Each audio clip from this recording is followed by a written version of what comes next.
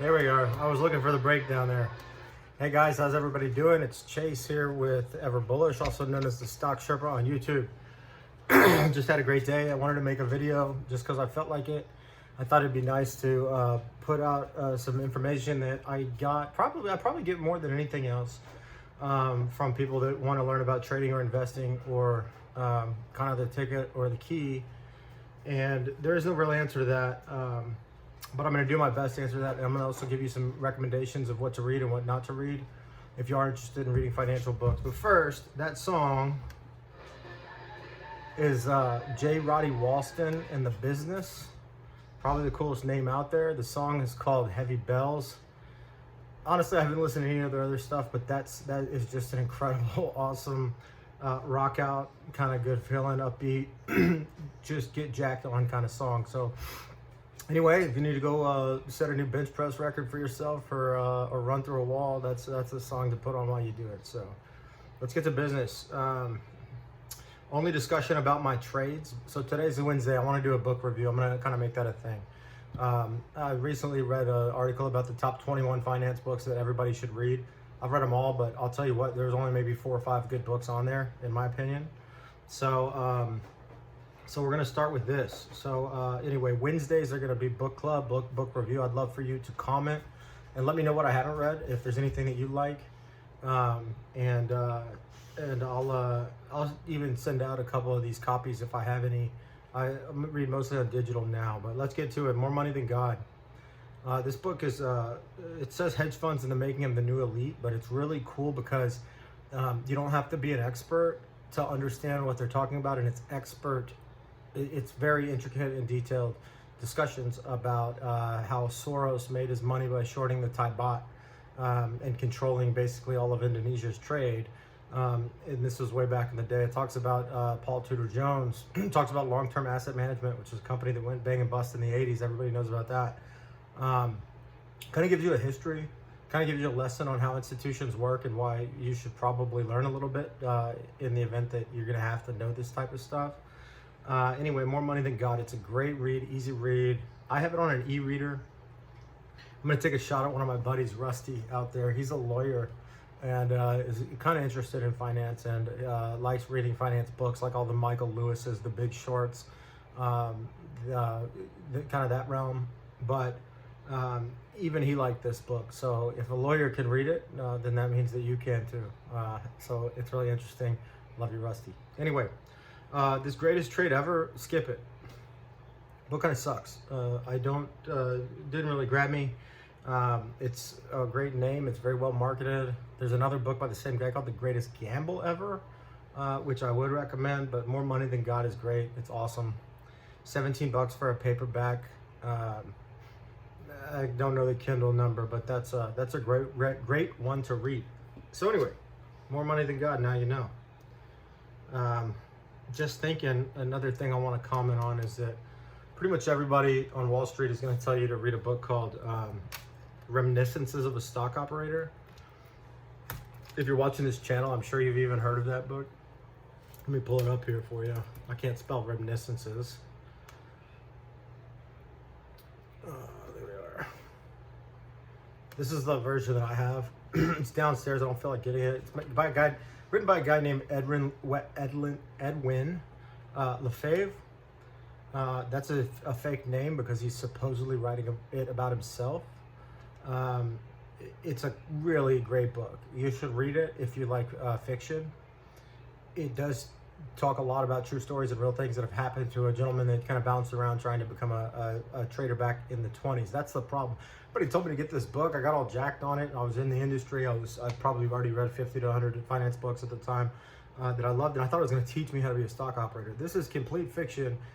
Think about it as kind of like the Gone with the Wind of finance books. So you got to watch it. You have to have it in your repertoire. And you can learn a little bit about love or whatever, Gone with the Wind, the Civil War. But you don't really learn about how to become a better trader or anything like that. So that's another one that I just wanted to put a headline out there. And it's also $25. You can go to a half price books and go through the finance section. You'll probably find 25 copies of this for $1. So anyway, it's always good to have a big library. Well, I'm on that. I started thinking about another book that I recently whipped through, actually maybe about a year ago. And it's Dalio's book, Ray Dalio, the Bridgewater guy. It's called Principles. It's a fantastic book. It's even a better listen. So instead of reading it, I would just say to listen to it. Throw it on at the gym. I think it's probably, if I had to guess, probably like a 20-hour listen. It's a long, long book. It talks about the principles that he uses in his life and his company. But it doesn't actually talk about how to trade, how to be a hedge fund manager, how to be an investor. It doesn't really even talk about financial concepts. So good words to live by, a very nice kind of self-help read. But go ahead and skip it if you think that you're going to learn anything about trading. It's genuinely like almost like you're reading a company's employee handbook for a very full outside the box company and thinking. However, it's just not a very good book. So throw it on if you want to listen, if you're on a long walk or a hike or a road trip and want to work on some self-improvement, but skip it if you want a good investing book.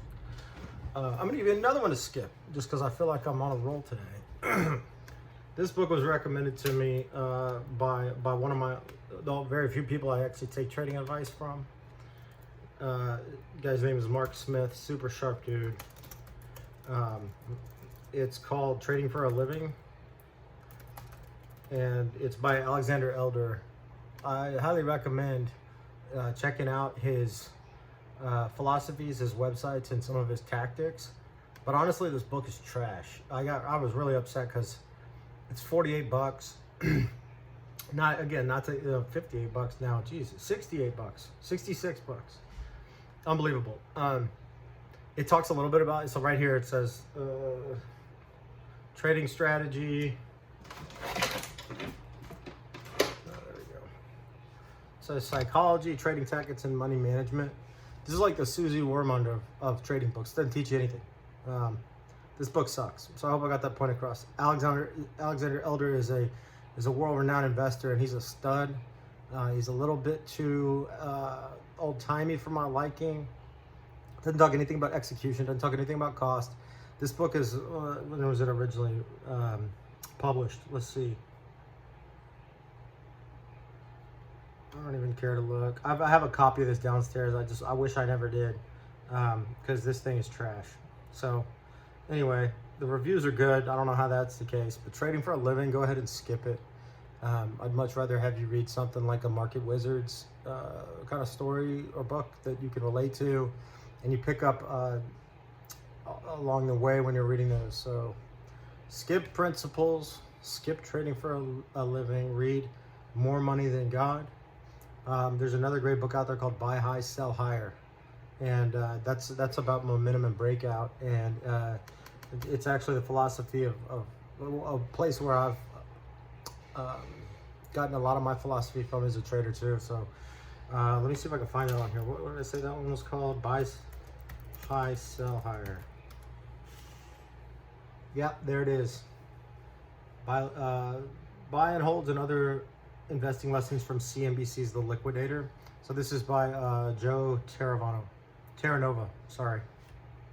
I told you I was jacked up. I love talking about this stuff. This is my passion. I want you to get better too. I figured I'd cool off today on the trades.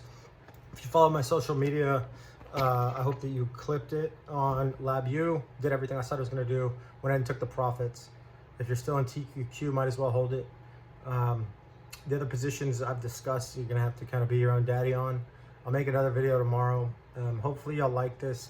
I'd love somebody to make some recommendations for me for any other books. But we're just going to keep this up. It's going to be my Wednesday thing, and I'm just trying to impart as much wisdom as I can, and also tell you what not to read, because the brain space we have is limited, and I want you to hold on to the best. So with that, thank you. I'm Chase, Ever Bullish. Appreciate each and every listen, follow, like, subscribe.